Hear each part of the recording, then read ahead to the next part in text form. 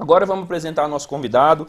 Estamos recebendo aqui hoje ilustre presença do sensei Ricardo Aguiar, ele que é técnico e coordenador geral da Seleção Brasileira de Karatê, técnico da Seleção Paulista, proprietário do Instituto Ricardo Aguiar de Artes Marciais. Sensei, boa tarde e obrigado de ter vindo aqui no nosso programa. Boa tarde, Zé. É um prazer enorme a toda a cidade de Brodowski, toda a região. Muito obrigado pelo carinho, pelo convite. E já falo que é só convidar, eu estou aqui. Um prazer enorme.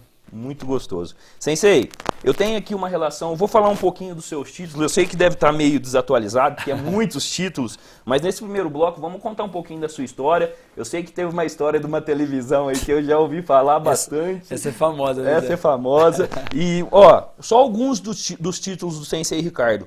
13 vezes campeão dos Jogos Regionais, pentacampeão dos Jogos Abertos do Interior, pentacampeão paulista, campeão mundial sub-21 com o atleta Breno Matheus, né, Sensei? Isso.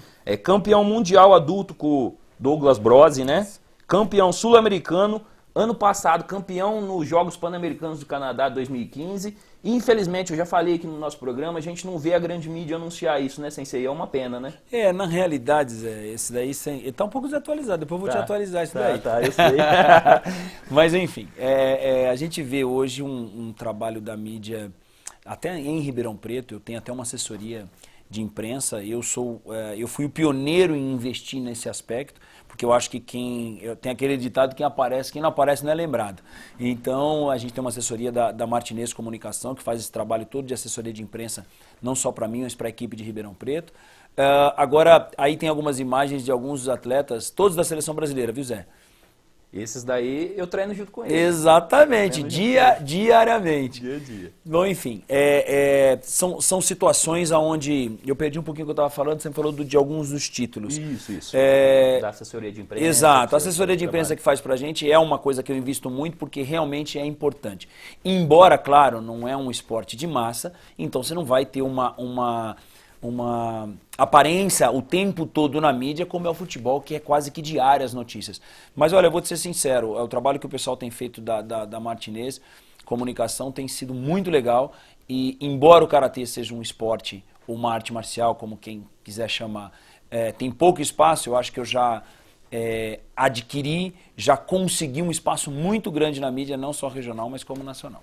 Sensei, o senhor é uma pessoa que conseguiu se profissionalizar num esporte amador. Como que é isso, Sensei? É a grande dificuldade que nós temos. Eu lembro que eu dava entrevista quando eu comecei a treinar e eu falava muito que é um esporte amador, esporte amador, esporte amador. Esporte amador com profissionais, ele deixa de ser amador. Os praticantes podem ser amadores porque não existe uma regulamentação jurídica que são poucos esportes que você vira um atleta profissional ou um profissional daquela modalidade. No meu caso, eu investi tudo que eu tinha, tudo que eu podia. São sempre 3 períodos de trabalho onde você investe não só conhecimento, tempo, mas dinheiro também, para que você se capacite. Quando você pensa em capacitação, investimento, não é gasto. As pessoas confundem um pouco isso.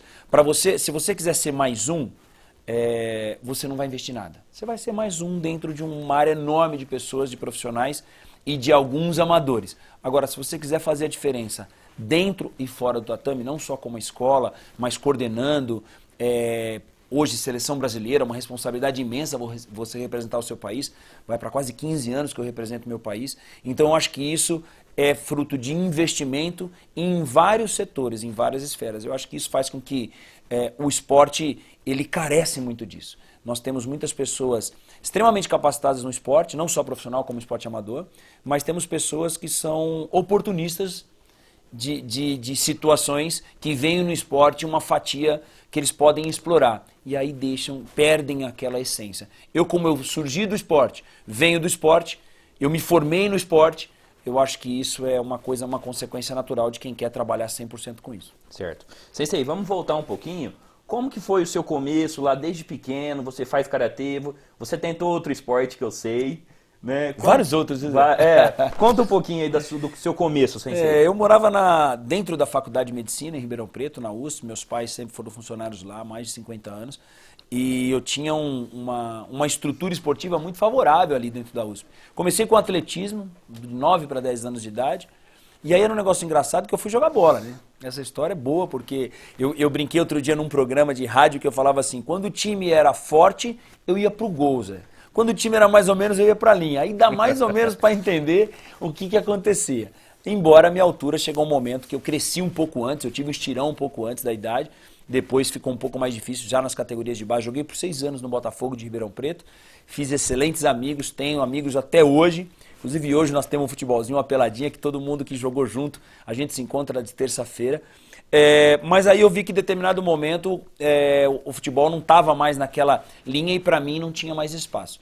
Aí rapidamente eu saí, fui investir na minha carreira, nos meus estudos, me formei em educação física, fiz pós-graduação e aí comecei a treinar efetivamente. Eu te conto que eu treinava às vezes escondido. Tinha treino de futebol e para não ter risco de lesão, eu acabava indo treinar escondido dos treinadores e assim foi e assim começou com 17 para 18 anos, quando eu entrei na faculdade, eu comecei a investir 100% na minha carreira. Rapidamente eu comecei a ter resultado e aí de lá para cá não parei mais. Certo. E conta a história, você tá fugindo, mas eu conta a história da TV. Não, fujo nada, essa história aí já tem muita gente que conhece. É uma história engraçada, não repito isso em casa, mas eu sempre fui um fã de filmes de artes marciais. E aí eu assisti o filme durante a programação normal e era num quarto no fundo de casa. Então eu assistia sozinho. Aí o que eu fazia? Dava um intervalo, eu desligava a televisão e eu queria fazer o que eu via na televisão. Eu queria fazer no horário do intervalo de luz apagada. Numa brincadeira dessa, chutei a mesa, caiu a televisão, quebrou a televisão. No dia seguinte, minha mãe me matriculou e já se passaram quase 30 anos. Quase 30 anos de karatê. Sensei, mas pra mim você tem 1,85 m, tá? Essa história é boa, que às vezes a gente tá treinando, pra quem, você que tá em casa entender, às vezes a gente tá lá, porque eu falo, enquanto a perna estiver subindo, o respeito tem que manter. E aí o pessoal, quando tá treinando, eles perguntam, não, você fica aqui na foto. Eu falei, eu fico atrás, porque geralmente quem é muito alto tem que ficar atrás. Aí eu pergunto aos meus alunos, quanto eu meço, 1,85 m, eles confirmam. Deixa eles, deixa. Sensei, você que quiser participar, quiser fazer pergunta aqui pro nosso Sensei Ricardo Aguiar, o telefone é 16 3664 4114, tá? Sensei, vamos falar um pouquinho dos títulos, como que tá a seleção brasileira, como que anda os títulos Teve título pan-americano no ano passado, teve título sul-americano esse ano, como que tá aí? Na realidade, eu assumi a parte técnica da seleção, como técnico da seleção brasileira em 2013.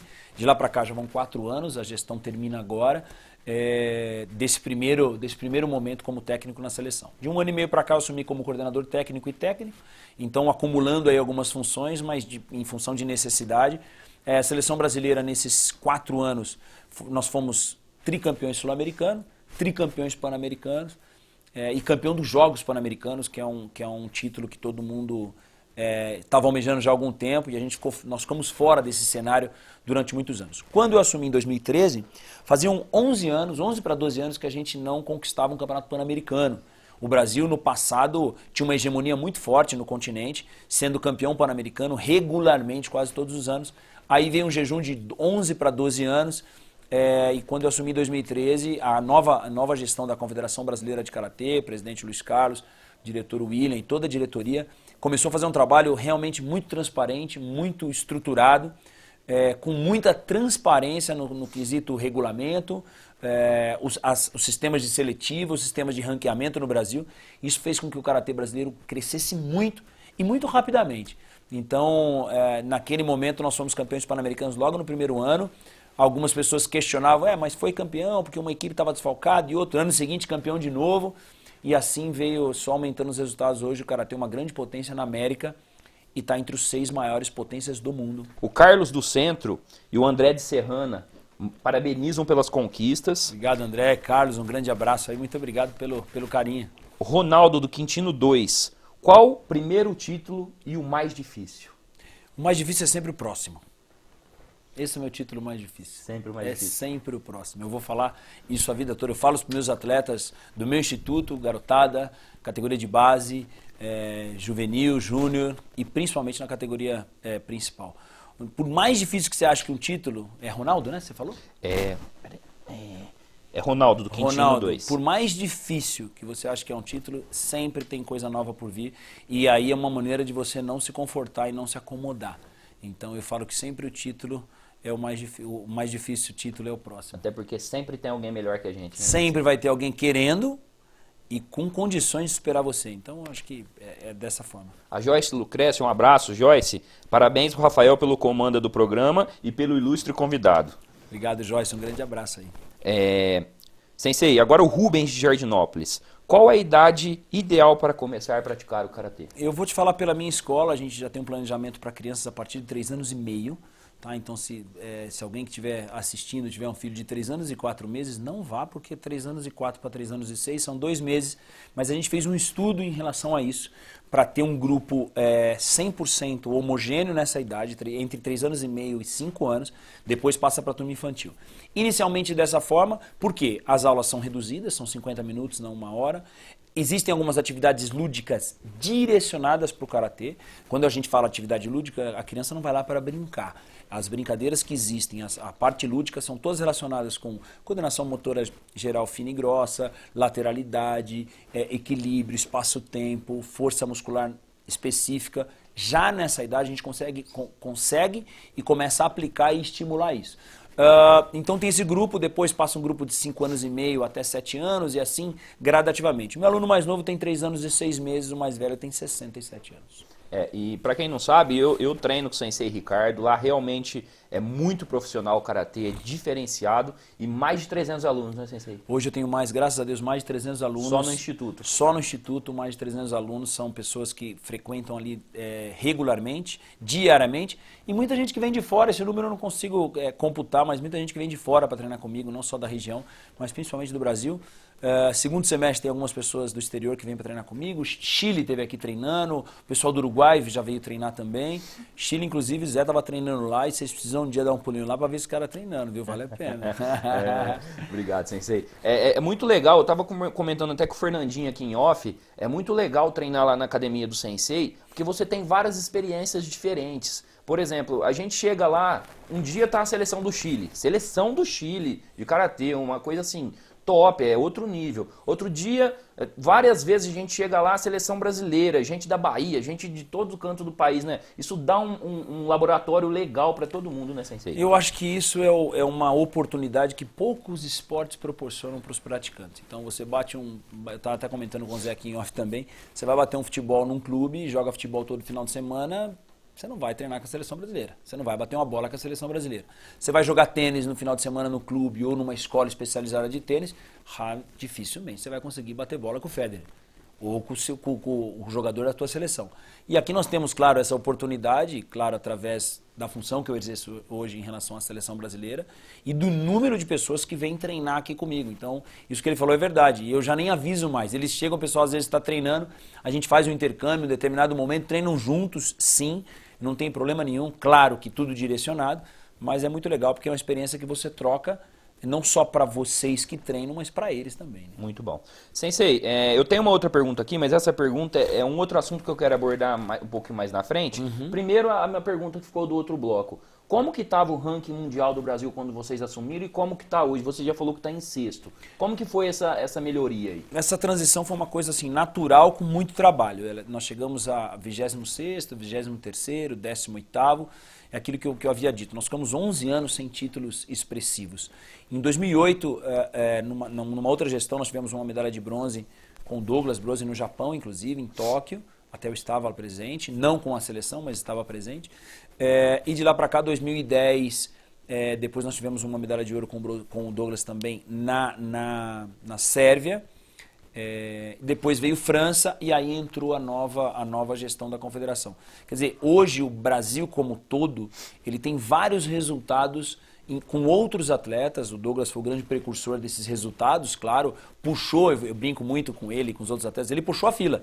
E hoje nós temos Vinícius Figueira, medalhista mundial, nós temos Breno Matheus, medalhista campeão mundial sub-21, nós tivemos Sabrina no último mundial na Indonésia, ano passado que eu estava, Sabrina e Stephanie com bronze na Indonésia. Então, assim, o Brasil vem crescendo como um todo, não só sul-americano, nível sul-americano e pan-americano, mas também nível mundial. É resultado de um trabalho, resultado de uma aplicação de um método muito forte para que esses atletas, acaba puxando o outro. Muitos atletas disputando Liga Premier, que é a liga mais importante do mundo. Nós tivemos no ano passado a Valéria Comisac, campeã da Liga Premier, uma sul-americana, uma brasileira, campeã da Liga Premier. Então isso é reflexo de um trabalho como um todo, de uma equipe dentro e fora do tatame trabalhando para o crescimento do Karatê brasileiro. Então vocês pegaram o Karatê mais ou menos entre 20º e 30º e hoje está em 6º lugar. Exatamente, essa variação chegou a 18º, um ano, eu não sei precisar exatamente em que ano que isso aconteceu, depois foi a 12º, enfim, nós fomos a 8º, fomos a 7º, estamos em 6º e nesse Mundial agora que acontece na Áustria no final do ano, a gente quer tentar mudar esse número novamente. Vale lembrar que a gente está atrás de grandes potências, de países de primeiro mundo, com um investimento... Alguns países chegam a ter investimento 20, 30 vezes maior que o nosso. Então, o brasileiro, a gente tem um material humano muito forte, e um material humano forte, disposição e um trabalho sério, o resultado vem naturalmente. Certo. Sensei, agora vamos entrar no próximo assunto, mas antes de entrar no próximo assunto, dá uma explicadinha mais ou menos, o pessoal que não entende, nunca praticou Karatê, porque teve umas alterações, até para o Karatê, a gente vai entrar nesse assunto, que o Karatê está no círculo olímpico, está brigando para ser olímpico, teve umas alterações. Como que é o formato das competições hoje, Sensei? Hoje a competição de Karatê da WKF, para o pessoal que está em casa poder entender, quem está acompanhando o programa, WKF é a World Karate Federation, que é a federação mundial, única federação mundial reconhecida pelo Comitê Olímpico Internacional. Através dela nós temos a Confederação Brasileira Nacional, depois a Federação Paulista de Karatê, e aí as nossas filiações são todas oficiais. O que resta, o que é importante entender? Entrou na Olimpíada amanhã, é a nossa federação que está reconhecida, porque é um trabalho de muitos anos e o Comitê Olímpico Internacional reconheceu essa federação como única para representar. Algumas pessoas podem estar perguntando assim, mas eu tenho um amigo que treina Karatê, Seleção Brasileira de Karatê Shotokan, Seleção Brasileira de Karatê Interestilo, Seleção Brasileira de Karatê Tradicional. Tem várias federações paralelas, e muitas delas com bons profissionais, com bons atletas, com bons dirigentes, mas não são reconhecidas pelo Comitê Olímpico Internacional. Então isso é uma questão muito importante que as pessoas, para que estejam em casa, entendam. Em relação à regra, ao regulamento, o que mudou, Zé, em 10 anos, não mudou em 30. Por quê? Para que o público que estiver em casa consiga entender mais facilmente o regulamento, como é mais ou menos realizado no judô. Hoje, até a nomenclatura é semelhante à do judô, valendo golpes de braço em qualquer região, 1 ponto, golpes de perna na região do tórax, tronco, lateral e costas, 2 pontos, e golpes na altura do rosto, com controle, sempre com controle, respeitando a integridade física do seu adversário, 3 pontos, ou uma projeção no solo com complemento de um golpe, também realiza 3 pontos. Vence o atleta que fizer 8 pontos primeiro, ou o que tiver à frente do placar ao final de 3 minutos de uma luta para o masculino e 2 minutos para o feminino. Certo.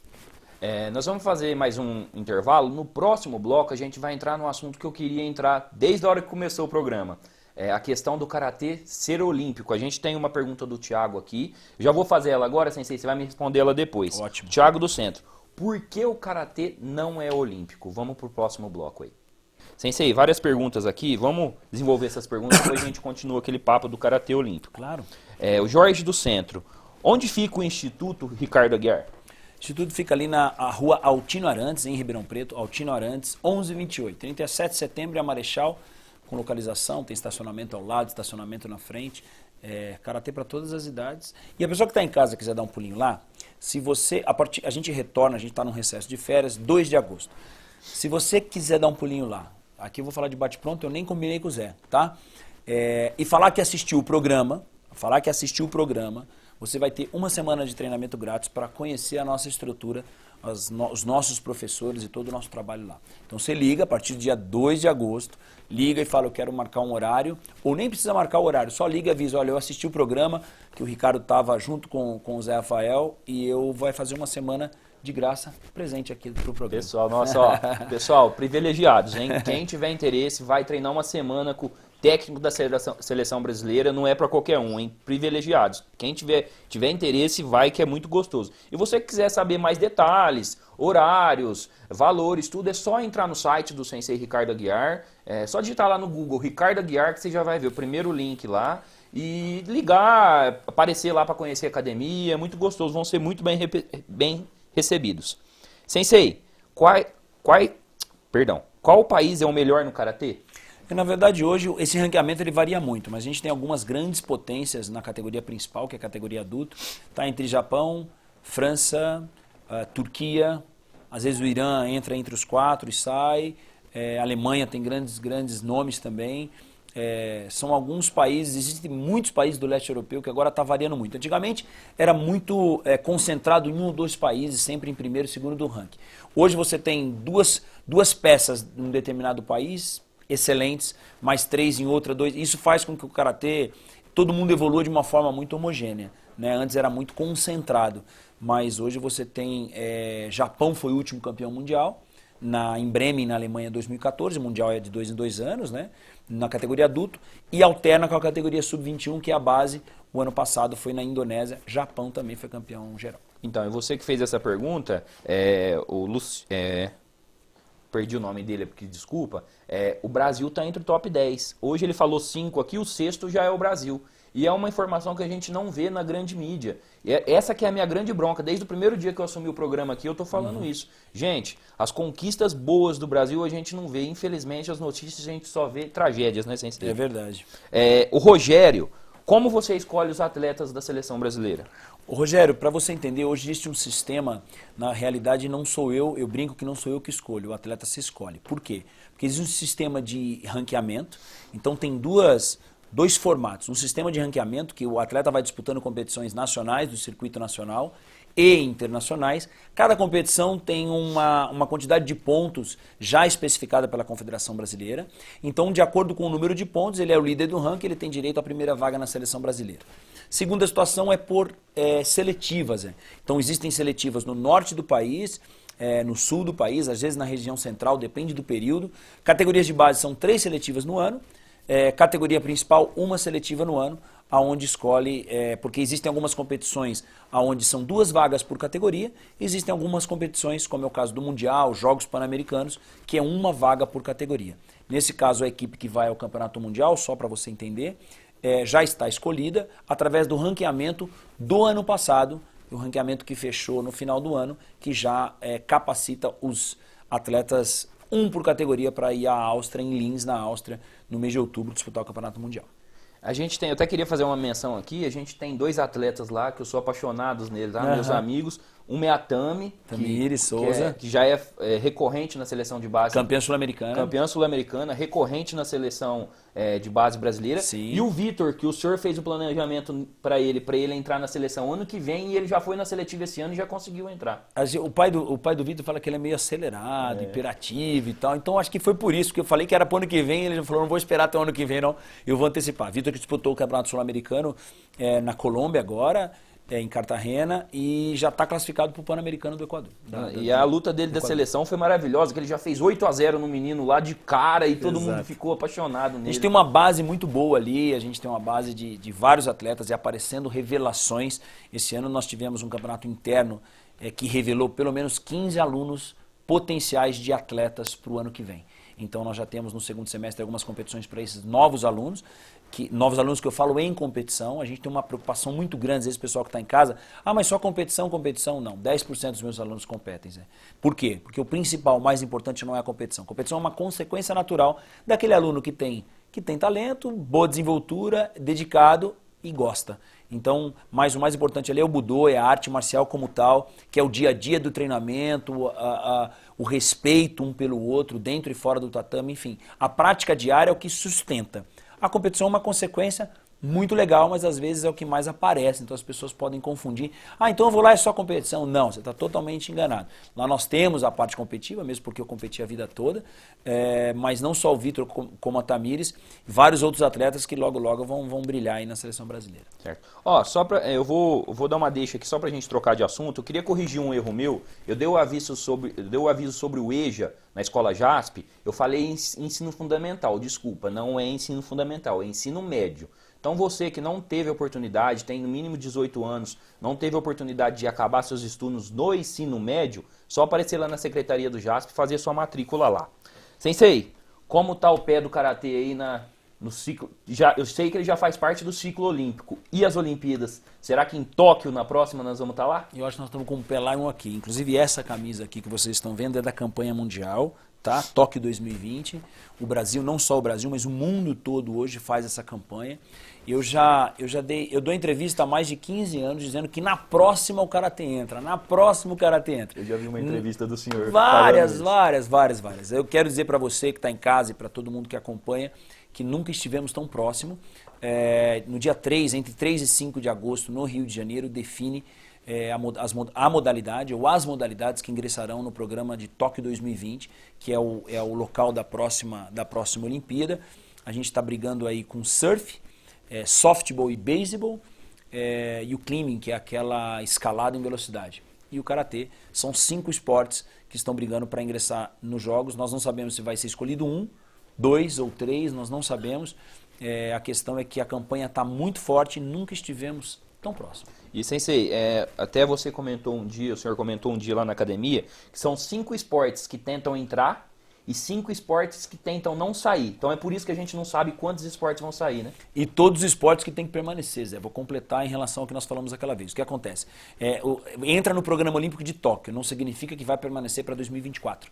Então existe uma questão aí muito importante de estrutura, de planejamento e de mídia também, você falava disso, isso é super importante para que o esporte entre e permaneça. Karatê, para você poder entender por que o Karatê ainda não é olímpico, ele participa do ciclo olímpico, Jogos Sul-Americanos, Jogos Pan-Americanos, como teve o Canadá ano passado em Toronto, nós fomos campeões, participa de todo esse ciclo, mas não está no programa dos Jogos Olímpicos, só falta isso para nós.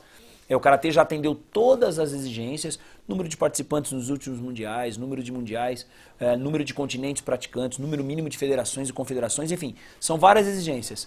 Agora é só esperar, porque o trabalho está sendo feito muito forte, não só pelos dirigentes brasileiros, dirigentes do mundo todo, do Karatê mundial. Eu sou prova viva disso, em que a gente está esperando e com muita ansiedade.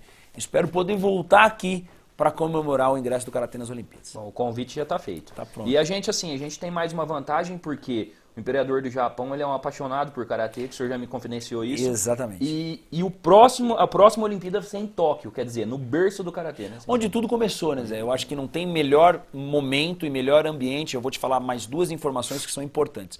Para você ter uma ideia, são 5 categorias de peso hoje na Federação Mundial. Foi apresentado ao Comitê Olímpico Internacional uma sugestão com 5, com 4 e com 3 categorias. Sempre catar mais 3 categorias, catar mais 4, catar mais 5. E foi aprovado 3 categorias de peso e o catar. O que significa isso? Por ser no Japão, por que é importante? Primeiro, você falou, o imperador é um apaixonado. O Japão tem, a maioria das escolas de ensino fundamental, ensino médio, tem karatê na grade curricular. Acho que isso é fundamental para o desenvolvimento da criança e do esporte no país. Mas o karatê é o atual campeão mundial. Sub-21 é o atual campeão mundial geral da categoria principal, que é o adulto. Então, assim, eles não vão perder essa oportunidade de subir no quadro de medalhas, porque existem potenciais no Japão. Mas eu acho que todo mundo vai ganhar com isso. Você que não está afiliado a uma federação, você que pratica karatê no interior do seu estado, ou aonde for, todo mundo vai ser beneficiado. Como?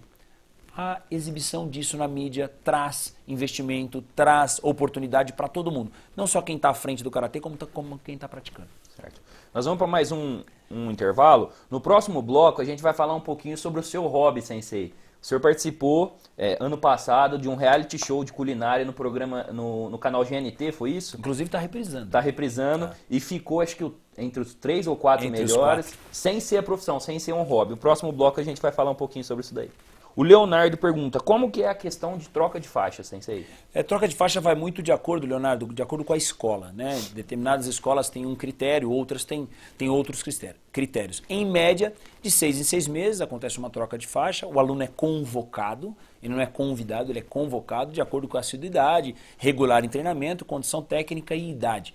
Ela varia de algumas faixas na carência de 6 meses até 1 ano de carência, dependendo da faixa, chega a ter 1 ano e meio, um pouco mais tempo. Mas o aluno presta esse exame, ele é avaliado, cada um tem um sistema e uma maneira de avaliar, mas basicamente é feito dessa forma, a cada 6 meses. Ô Leonardo, eu sei te falar por experiência própria que o exame lá não é assim, facinho não, viu? O trem lá pega, viu?